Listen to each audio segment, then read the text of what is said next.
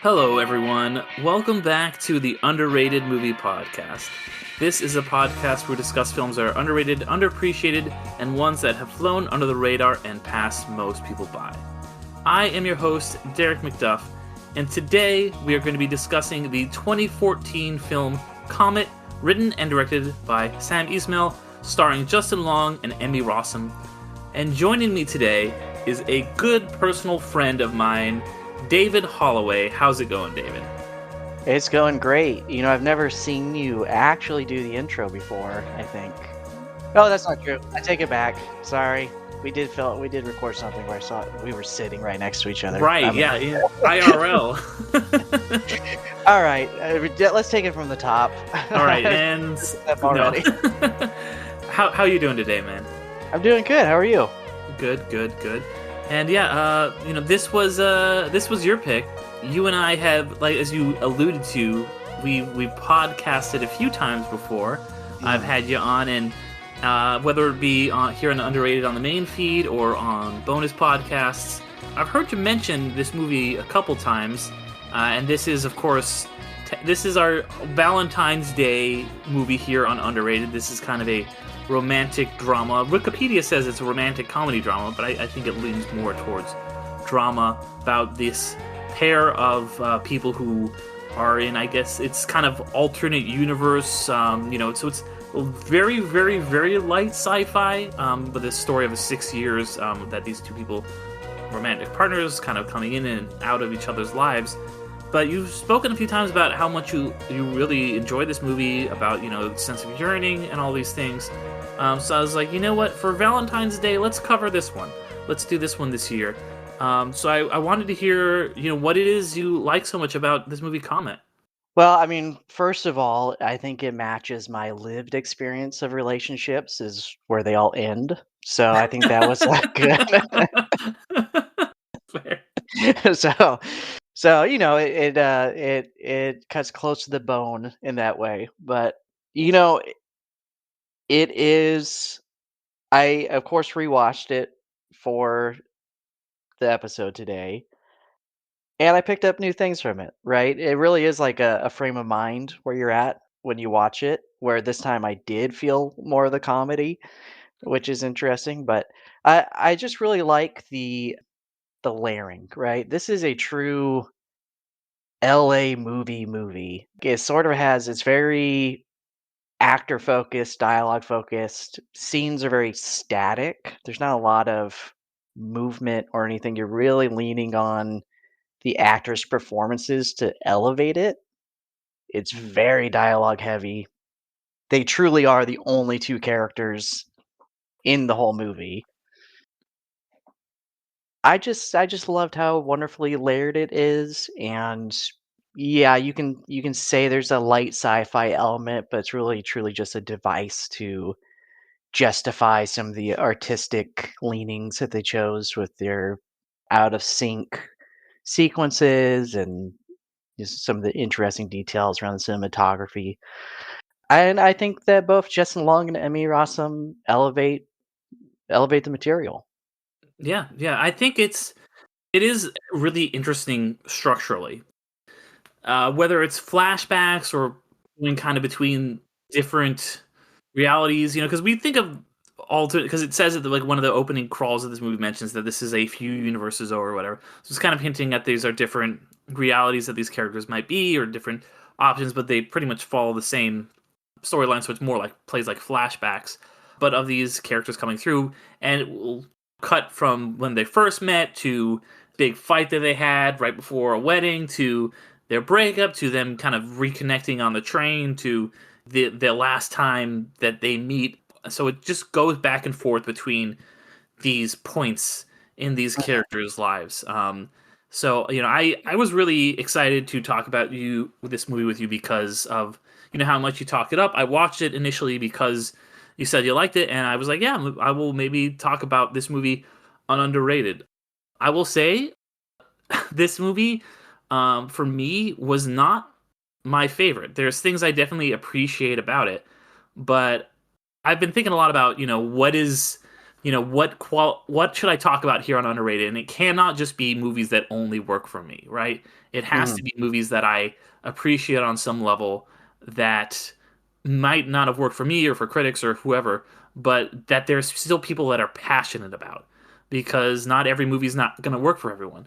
So, with that being said, what do you think speaks to you in this movie that might not speak to me or someone else? Yeah, I guess there's some things worth noting that, when I first saw this would have been around 2015. So rewatching it now, there's definitely some things that don't age well. Like Hmm. there's a very almost tunnel vision on Justin Long's experience of the Hmm. relationship. And, they present Emmy Rossum's character, Kimberly, in that sort of cliched late 2010-ish manic pixie dream girl kind Yeah, I of was gonna say, thing. yeah, you kind of get manic pixie dream girl vibes, not completely, but like it's still in covered on that same cloth. Yeah, it's definitely leans into that in a way that I think deflates it over time a bit, Hmm. the movie itself. And there is an element too where it's like she really only talks about herself in relationship to her relationships. Hmm. It's hard to feel a sense of that character when you just kind of, listen to the dialogue and everything. But I think that's where Emmy Rossum's performance elevates it a bit. She becomes like a grounding presence through these realities that Justin Long is experiencing. And then Justin Long, he's doing that thing where I'm the kind of like borderline stuttering, fast talking, nerdy, but somehow still cool, Yeah, cool guy. yeah. But there's a layer to it. There's almost like a meta layer to that where it is saying like at the start of the movie, he's talking to someone in line at Hollywood Forever and saying like, I fired my therapist because she said I had narcissistic personality disorder and that I think I'm the smartest person in the room. And I said, "Well, what if I am?" And then you see how that isn't cute throughout the rest Hmm. of the scenes, right? So Yeah.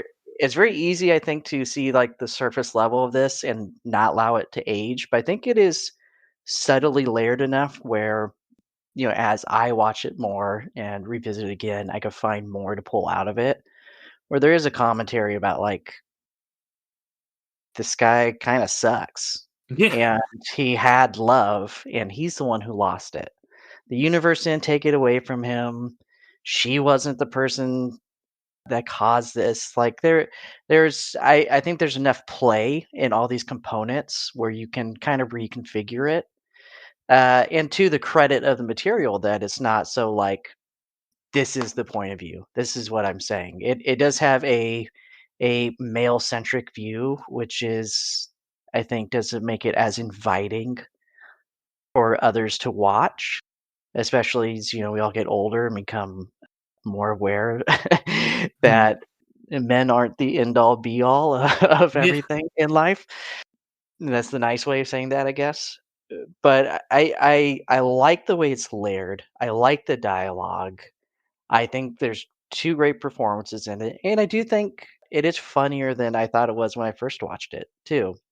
Like, rewatching it, I actually laughed, out loud a few times, and I think there's some real heartfelt sincerity to the idea of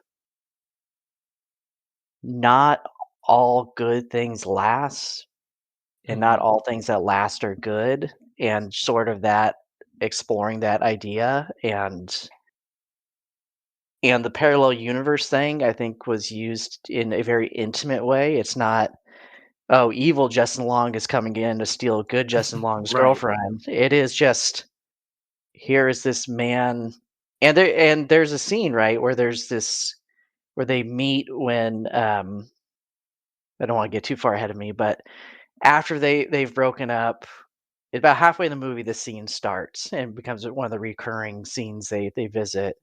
They're meeting, she's living with another man that she's married, and they're talking about their relationship, and he's talking about, "I had a dream," that was memories of us, and it felt like different worlds, and it became this meta-textual scene that I think as you watch that and then it feeds you look back through the rest of the movie, elevates the writing a bit because it's like, this is a nice way to sort of say, like, he is talking about the dream that he is in, which is the memories he has about a life that he wishes he still had, and it's a nice I think it's a nice layering that plays really well on revisits. Yeah, I liked the framing structure of this thing, and yeah, how it was played on that idea of alternate realities, because who among us hasn't had that idea of like, well, is there an alternate reality out there where I ended up with this person that we broke up, we didn't get together, or whatever it might be, that kind of core ideal. But the way that it frames it, where he tells her like, I had this dream about all of our moments, and then those are the moments we've been seeing play throughout the film. So rather than it just showing us here's random important moments, it gives it that more of that framing device. And it also pairs well with when we first see him, when they have their first kind of meet cute where he almost gets hit by the car and she saves him, and Mhm.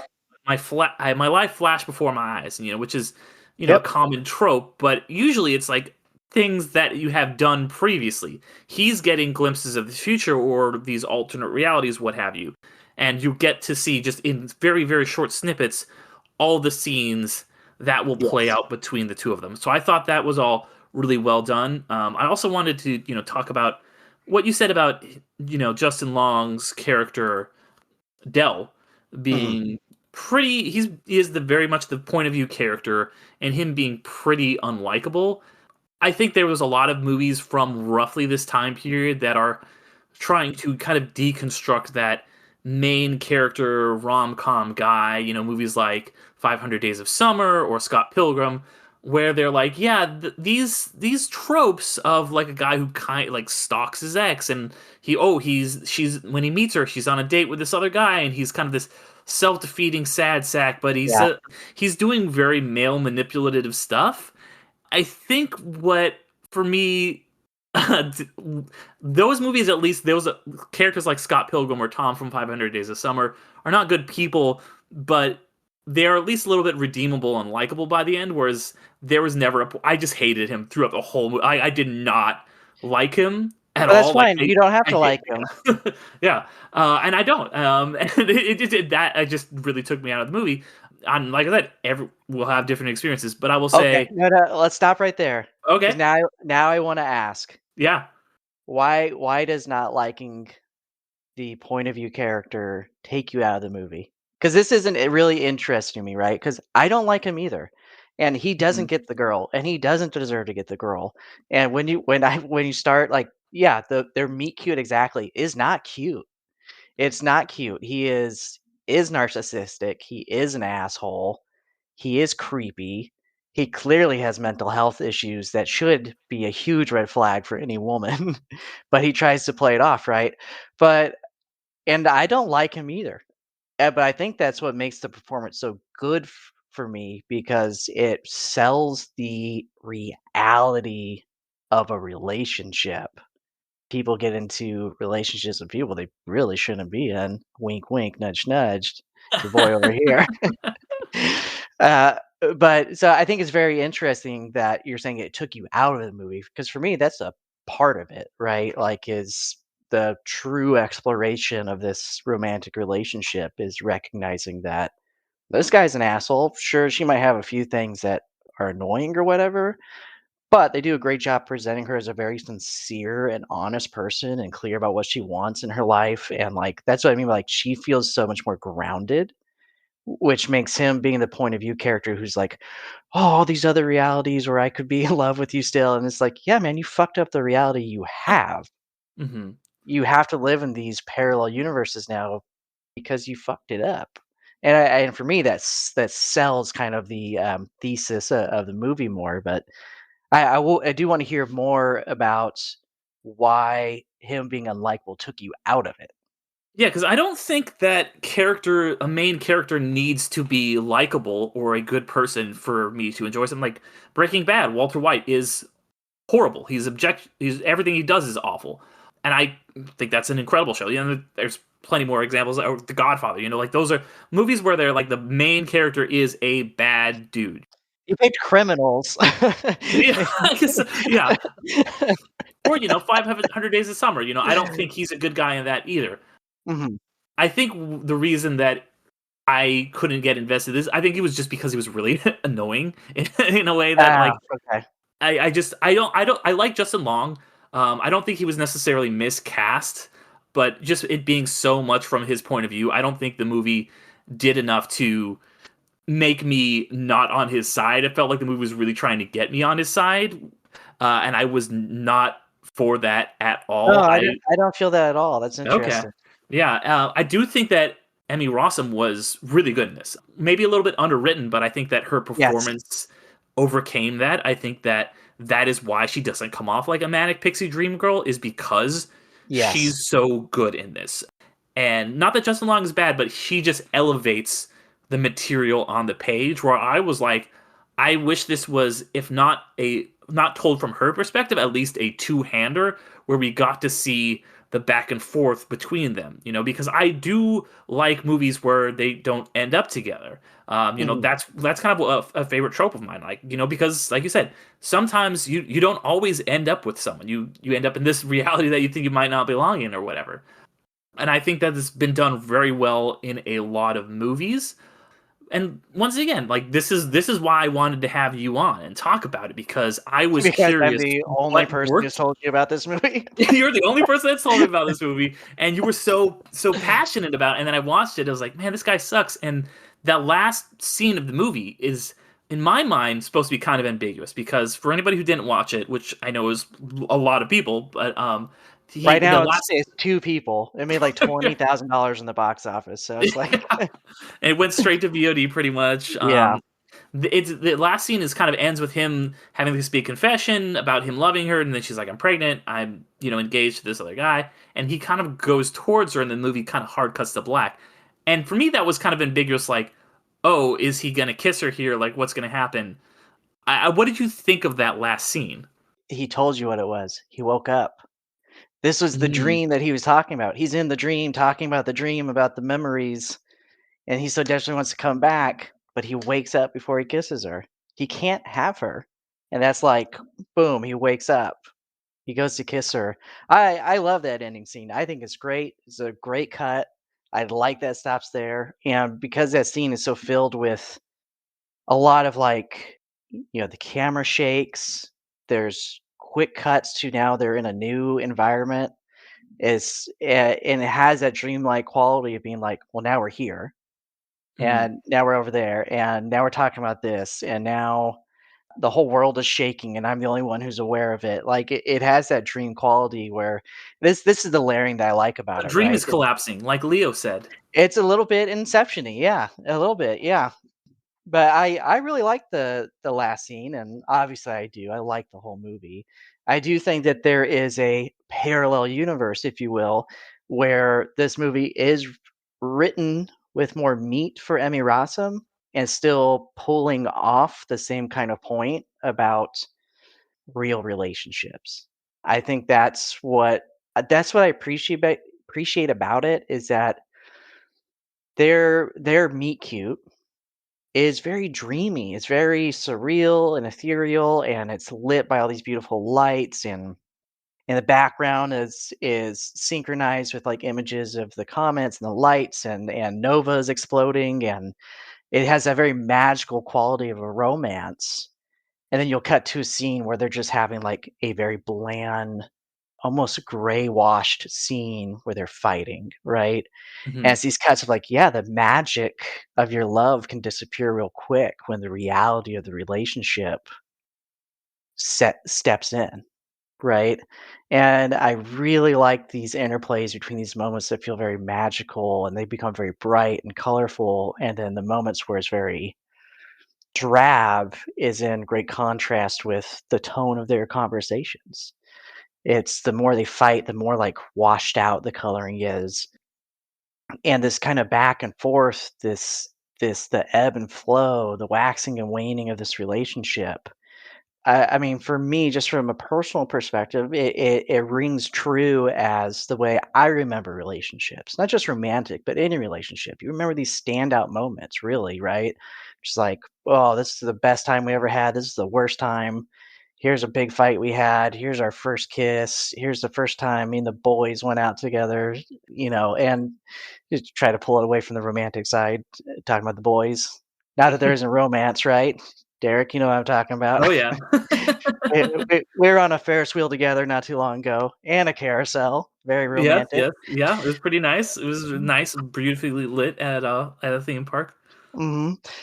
But I think it's very and as much as there is that parallel universe again where Emmy Rossum's character has more meat, I think because you're not supposed to like Dale. I don't Mhm. think you are. And you shouldn't, especially if you're a mature adult. You shouldn't look at this guy and be like, "Yeah, he's living in the world in a way that is attractive and appealing to me." He's not. He's an asshole.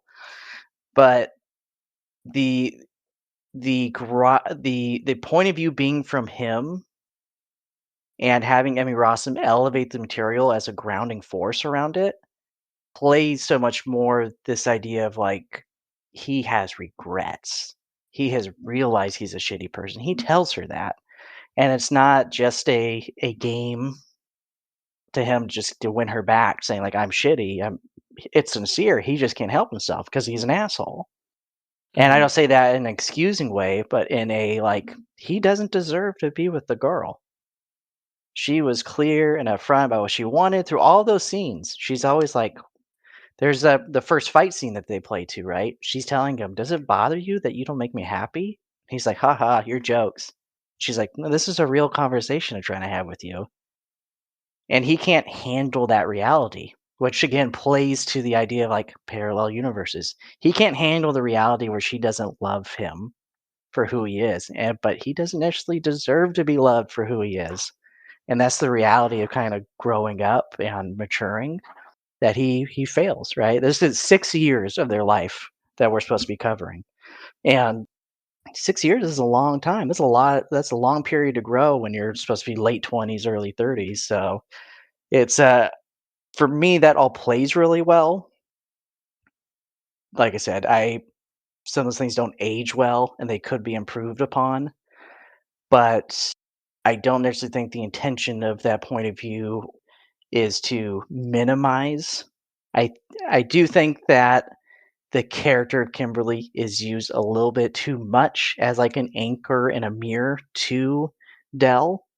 Mhm. And it is just the fact that Emmy Rossum grounds the character so well that the performance is elevated. But, to each their own, I guess. All right, turn off the podcast.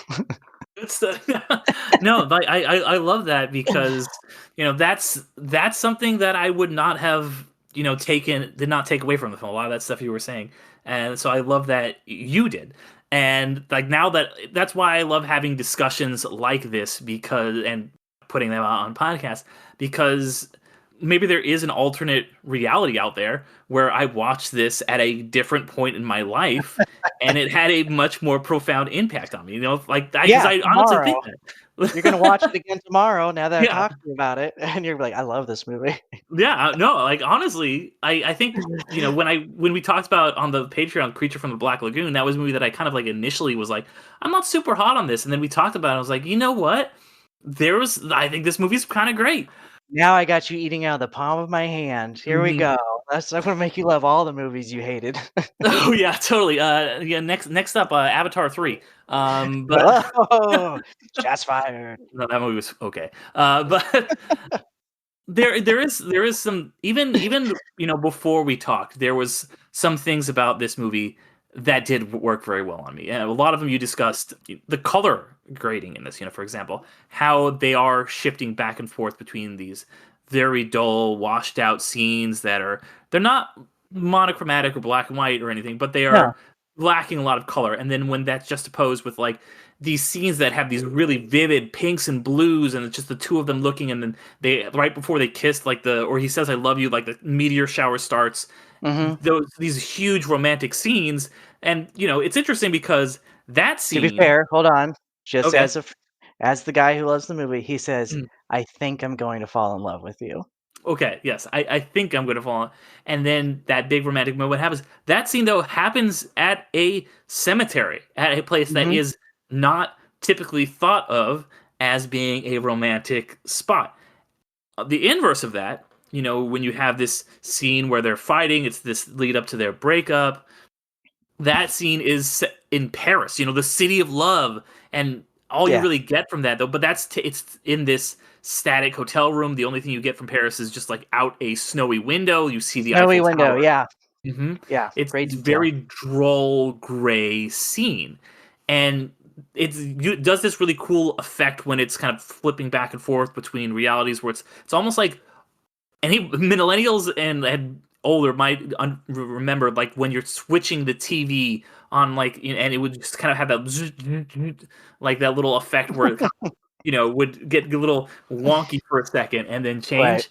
So it plays on that a lot. So I really found that whole part of it really cool.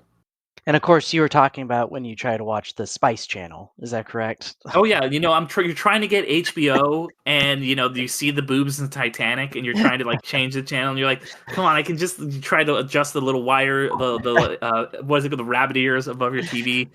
Yeah, and I think part of the charm for me is that it's very clearly it's low budget, right? It's everything's done in After Effect. It's not like there's a whole like lighting crew out there doing all this or anything. It's their Paris scene, I believed, is filmed in LA at the Chateau Marmont. Right, so everything is in LA. Everything is Hollywood. It's very LA.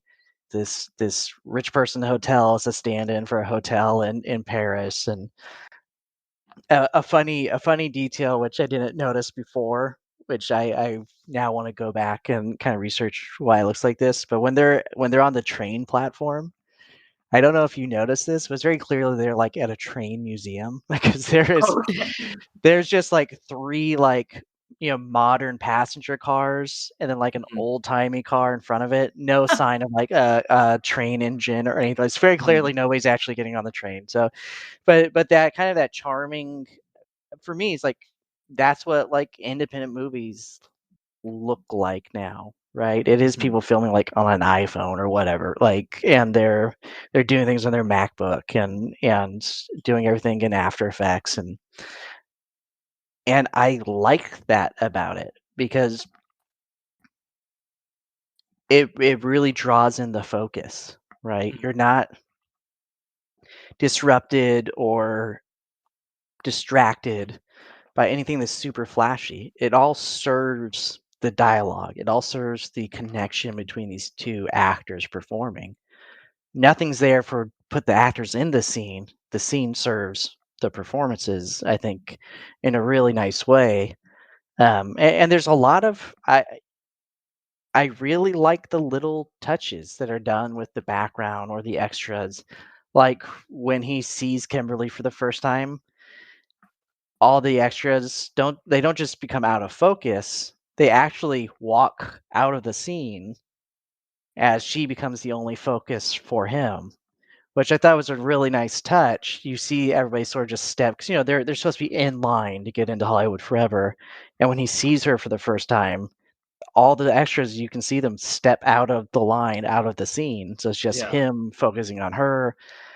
And that's a nice touch because there is a story reason for that happening too, because a car is coming down the street and it's about to hit him, and then she pushes him Crazy. out of the way. It is crazy to think about someone was driving their car that fast in a cemetery. That is a weird thing for this. When I watched it again, I was like, "Who the hell drives like that?" This is the 41-year-old in me watching this, being like, "Who's driving like that in a cemetery? That's so Right. disrespectful." But there are a lot of nice little touches, not just with the Mhm, effects, but there's a lot of consideration for what's in the backdrop because it's a play, right? All these mhm. scenes are very static in terms of the location. It's just stand here, move from this spot to that chair, and just talk. There's not a lot of movement. There's not a lot of action. There's not a lot of choreography that has to go into it. It's truly focused on these two actors and their performances, which I also really like. Yeah. It helps the intimacy of what we're watching with the relationship. Yeah, it's very clearly a movie where most of the budget probably went to these two, relatively well-known actors. Yeah, I Yeah. do. I agree with everything you're saying about its indie sensibilities. How, yeah, they clearly made this movie, shot this movie in and around LA for a shoestring budget. Put it together with, their MacBook or whatever. And I love independent film. I'm always glad to feature it on this podcast. And this is a very LA movie, as you brought up. I like that Justin Long is kind of a pretentious New Yorker who's just like, you know what, LA sucks. New York is so much better, blah, blah, blah, And I think the movie maybe is a little pretentious too, but he's very, very pretentious. And this And movie he's supposed to had, be, yeah. yeah, and this movie has its premiere at the LA Film Festival. So this movie, there's lots of great LA movies, just like there's lots of movies that are about New York or whatever, but this movie does feel like it is very much set in this city, which is so important to films and filmmaking. I don't think it's a coincidence that the where this film starts, where they have their big meet cute, is the Hollywood Forever Cemetery, which is it's all about these legends that have lit, these Mhm. legendary actors and stuff that are now residing forever in Los Angeles. I don't know. Did you have anything else you wanted to say about the kind of LA ness of this movie? Yeah, well, actually, that's an interesting point you brought up too about him saying like, "Oh, LA sucks, New York is great." Because when you start the movie, Kimberly, Emmy Rossum's character's date is talking about how New York sucks and LA is great, and Justin Long's character Dell is sitting there saying like, "Oh yeah," because he's talking about that from the beginning. He's just constantly undercutting the idea of where they are, and it's like, but this is where you found love. So it's like nothing, and he goes on later in that scene in that I'll say location because the scenes are so like broken up, right? Of Hollywood Forever Cemetery, and talking about like I don't believe in love and like all these things, right? And he finds all these alternatives to explain love constantly, whether or not to be in the relationship or not to be in the relationship. It's never about his feelings for another person. Where with I totally am not answering your question, by the way. I'm just That's fine. That's I fine. realized I already forgot what you asked. I'm sorry. It's all good. But again, like Amy Rossum's Kimberly grounding the performance again is like, he's I don't believe in love, blah blah. It's just chemicals, blah blah blah. Oh, the pigeon hits the windshield, and he's like, that's a sign from the universe we should be together. And she's constantly saying like, this is what I want. This is what our relationship is. And he's like, this or that person, you, it's never him. He's never taking accountability for being an adult in a relationship. If you love someone, it can't be a chemical reaction. It can't be the universe. It has to be something you nurture and take care of. And that's juxtaposed with her being like, yeah, this is what you have to do. I want things in life. And that final scene, right? He thinks he's so clever saying like, I know you're done with him. You're not wearing your wedding ring and you're dressed up all nice and you have circles under your eyes and you're playing this band I know, which is always the sign of the end because it's what she played when she broke up with him. That narcissism is there again, and she blows it up. She says, I have to get the ring resized because my hands are swollen. I have circles under my eyes because I'm pregnant and the morning sickness keeps me up at night. I'm playing the Roxettes because I like the Roxettes. And it's just like the world isn't you, Dell. Yes, yeah. You have to exist with other people. Mhm. And so it's I don't know. I loved it. I will. I don't. I was prepared to watch this again and be like, I've grown as a person and as someone who enjoys cinema. Yeah, this probably won't play as well. But I was like, man, I love this. I was laughing. I cried at the end. No, that's I awesome. I Uh, loved it. It was great.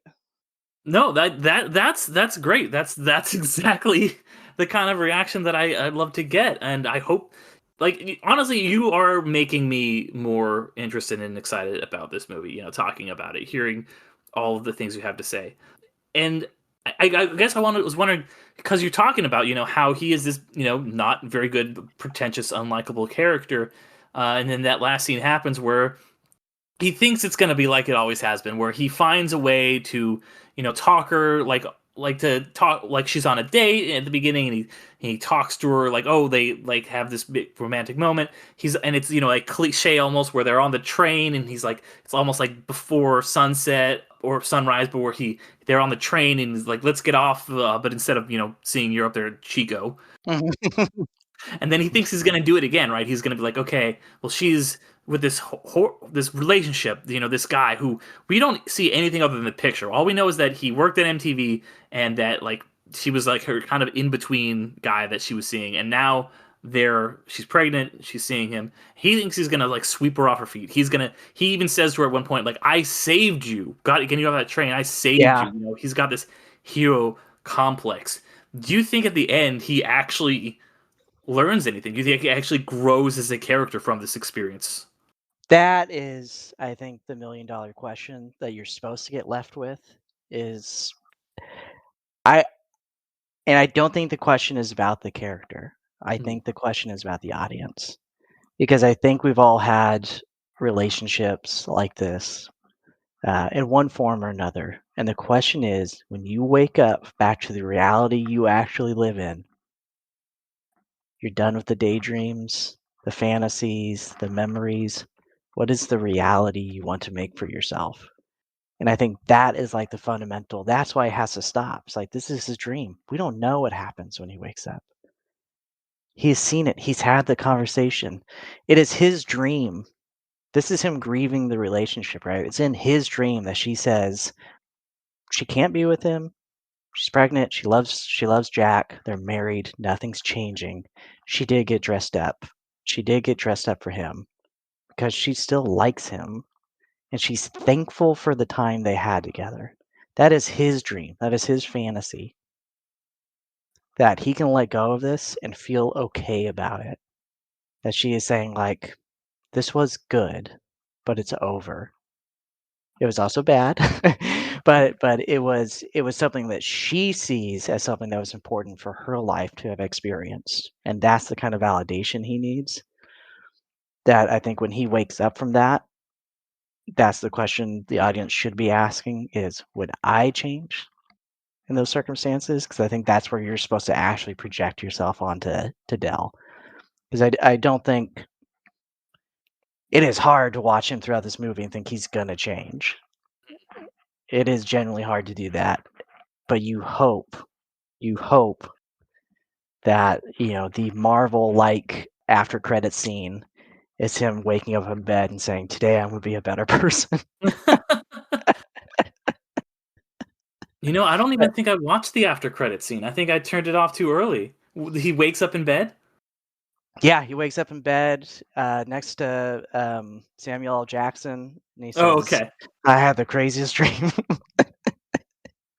You think you're the only sad boy out there? "Motherfucker, I No, got I a think whole team of sad boys." I think that's all very well said, and yeah, it's something. I relate to that. Where you have someone who has been a big part of your life. A romantic partner who has been part of your life, and maybe it's hard to let that person go, but you eventually find a way to move on without holding them any ill will. Like when they break up the second time, he's very angry. He's kind of like they don't need to. He does it like we said. Like he's like, you betrayed me, and he's like getting mad at her. It's like she sent a couple text messages to somebody. He didn't like nothing. There was no. Mhm. Some people might call that emotional cheating or whatever. Like I think it's implied that nothing really that untoward happened, but he just wants to be angry and win the breakup. Yes, he wants to be angry. He has to Mhm. be the victim because he's a narcissist. Exactly. And there are those people that we have these big connections to in moments of our lives that are meant to be a part of our life, but you can move on. You can have a full life without it. You can move on, you find another relationship or not. And just back at that with, you know, not rose-colored glasses because there's going to be the good moments and the bad, but you can look at all of these moments you had with this person and realize that no, this was an important part of my life, and it's always going to be an important part of my life, whether it be 6 years or 10 years or 1 year or Yes. whatever. So I really think that is a good way of putting it. It's like I said, there's a reason that's one of my favorite tropes is when they don't end up together. There's a movie that does that very, very well. That is one of my all-time favorite movies that always makes me cry. I don't want to spoil it here, but it's a very big Oscar movie from a few years back that I will go back to whenever. So Oh, that's Schindler's List. exactly, yeah. You know what I'm talking about. Yeah. Uh, so that resonates with me now that you've been saying that, and yeah, maybe he does change, maybe he doesn't, but I guess it doesn't. It's ambiguous. It's left up to our own interpretation. Yeah, and there's I think it's layered maybe to it's the movie's disservice that it's layered this way because to your point, right? He's not likable, and we don't get her perspective fairly. She's not a true point of view character, which is an interesting things we want out of our art now, right? We want to be more embracing, especially when we have gender dynamics in a romantic movie. It's like, of course that's going to shade it. It's not because if you just get drawn in on the first level, right? He's unlikable. You go one layer deeper, he's unlikable, but she's a problem. Why is she making life so difficult for him? And it's like, nope, you got to keep going. You got because if you stop there, it's like you if you don't keep going, you don't see how like these are both two people.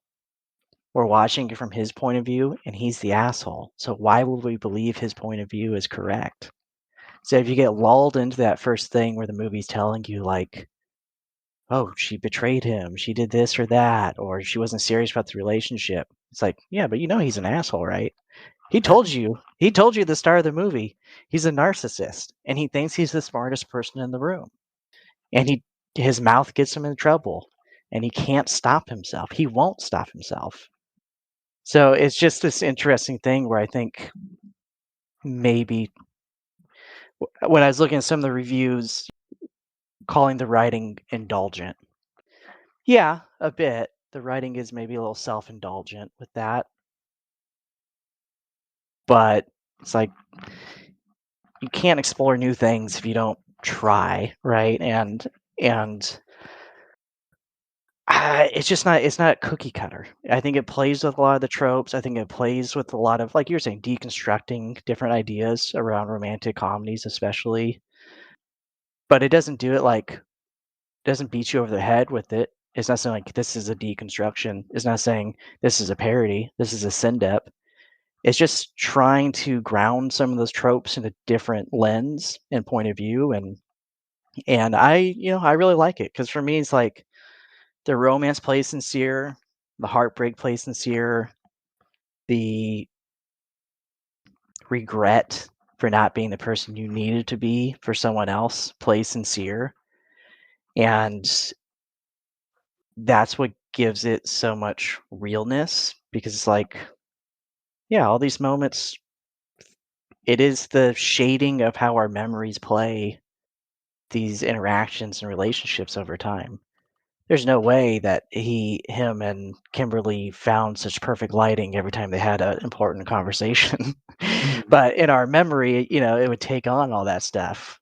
You can say it's because of the low budget nature of it, but how static the extras and background characters are. It's like, well, no, it's because he wasn't paying attention. Yeah, It was no, about that it was about him and her. So there is a service to it that you can really kind of play with when you watch this movie. Like in the scene where in the cemetery and he's the only one standing looking up through a telescope. People are sitting perfectly still. And for me, that's not just like oh, we have extras. Don't move around too much. I think they're sitting that way. I read it as because he's the only person in that world to himself until she comes along. They're the only two mm, people standing in that group. They're the only ones interacting. He's acting like a complete nut job. Yeah. He literally she runs from him and he chases her, and that's sketchy as hell, Yeah, and another nobody moment that I was like, reacts. "Ooh, I don't know about this guy." Yeah, and I watched it, I was like, "Oh, man, this guy's such a creep." I still laughed at it because, I Just Long's a talented comedic performer, and there's a Mhm, funny and the meta textual thing of it, of him chasing her and saying, like, "What are we doing? Are we in a chase scene now?" And just, like, that kind of, like, awareness of, like, I'm living in more than one reality here. I don't know, I for me, the fact that I can peel apart different things each time I watch it and have, like, an emotional resonance, whether it's the comedy, the drama, the romance, it all feels sincere to me, even if it's, yeah, maybe self-indulgent or whatever the critics said about it, but I don't know, the performances are great, it's dialogue heavy, it's a different type of pacing and movie, and it really works for me. yeah, well, so I think that yeah, that really sums it up, honestly, the complete vibes of this movie, and I'm really glad that you helped me come around a little bit on it. But with that being said, my last question for you before we wrap up is: are there any movies that maybe you came around a bit, where you watched it, and you had an experience at first where like I didn't love this, like I didn't like it because of whatever reason, and then the more you thought about it, maybe you had a conversation with someone, or you just stewed with it a little while. That you realize, what, maybe this one deserves a second chance. Maybe this should be featured on the Underrated Movie Podcast. Well, that's 2 different questions. That was the Featuring second on part your was a joke. podcast The is second part was a okay. joke. Okay, so this is gonna tip my hand a little bit, but, part of the reason why Comet, resonates with me because I am a lot like Dale. I am a narcissist who thinks he's the smartest guy in the room, so I've never rewatched something and been convinced my first opinion wasn't correct. Well, That that I that don't think you're like Dell, so just for yeah, the record. well, that's a great question. I'm not To be perfectly honest, probably the first thing that came to mind was 8 Crazy Nights. Okay, all right, the Adam Sandler Yeah, animated Hanukkah isn't comedy. that Okay. crazy? No, I didn't think that'd be the first thing that came to mind, but that's what came to mind, and all right, all right. that's What was your experience with the movie the first time, and what made you come around on it? I don't remember even watching it the first time. Maybe I watched it alone, I don't know, but the second time I watched it was with somebody who loved it, Mhm. and laughing about the same things, and just, like, comedies are always so much better with other people. I mean, Yeah. that's just a reality. You wanna laugh, you don't wanna laugh alone. I can do that every day in my apartment, just walk around laughing. My neighbors get upset, they call the cops all the time when I do that, so it's better to laugh with other Joker's at it people. again. But yeah, I don't know. I think there's, or maybe it's just like the Sandler shtick got old for me for a bit, and then I had to take a break from it and come back around and rewatch it. I've consistently loved his dramatic stuff. Yeah. Punch Drunk Love is my favorite movie. Oh, very nice. PTA. Yeah, it's absolutely my favorite movie, but his comedy didn't play as well for me for a long time. And maybe what I should be doing is just start watching all his comedies again, because that killed it. I enjoyed watching that, and then I rewatched Billy Madison, and that was great. And yeah, so Yeah, yeah, yeah. Eight Crazy Nights is what first came to mind. Nice. The one I always think of is, because I do honestly think it's a lot of the what we think of a movie is who we watch it with or in what scenario we Mhm. watch it in. I think that was a big part of the reason Whoa, what happened with just this movie. like Comet, right? Kind of Exactly. like Yeah, yeah, there you go. And what I was thinking of was the second Captain America movie, Captain America: The Winter Soldier. I remember I watching that love movie. Winter Soldier. Yeah, the first time I saw it, I was like, I watched it with somebody who was like, "This thing is dumb. Like, why is he doing this? Like, how is the Falcon surviving this?" Just being very, very critical of the movie. And then I watched it again with someone else who was like, "No, no, no, this is like a great movie." And we watched it together, and I was like, "No, like saying the same thing either. Like, this is phenomenal." So I do think that when the vibes are right, a movie can really hit differently for Mhm. you. And that one I came around a lot. Another one I think of is Ponyo, which I watched it, like, that was a fun movie. Thought it was pretty good, and then I watched it again with a good friend of mine, like on Netflix a while later. We were just like, this movie is so wholesome. This movie is so much fun, and we were just like loving every minute of it. So, yeah, yeah, I love it when you come around on a movie. So, yeah. But this was fun, man. This was fun. Thank you, David, again for being on. Before we wrap up, is there anything you want to shout out? I know you don't have a podcast or anything of your own, but anything you wanted to let people know about? You know, believe in love. On this Valentine's Day, I just want you all the lovers and the loveless out there to know you are loved. Derek loves you. I love you. Movies love you. All movies want is for you to love them back. Very well said. Very well put. But yeah, this has been fun, and happy Valentine's Day to anybody out there listening. Happy Valentine's Day to Kat. I'll say shout out to my girlfriend. This is Valentine's Day. Yeah. Gotta give her a shout out. Shout out to dog. Sure. Yeah. Sorry, no offense, Kat. That was just a bad joke. I could have let him have a sincere moment. It's my fault. But anybody out there listening, if you want to hear more stuff, I've got a whole backlog of underrated movies. I also do a couple other podcast things as well, including Infinity Stones and Dragon Bones, where I talk about MCU properties.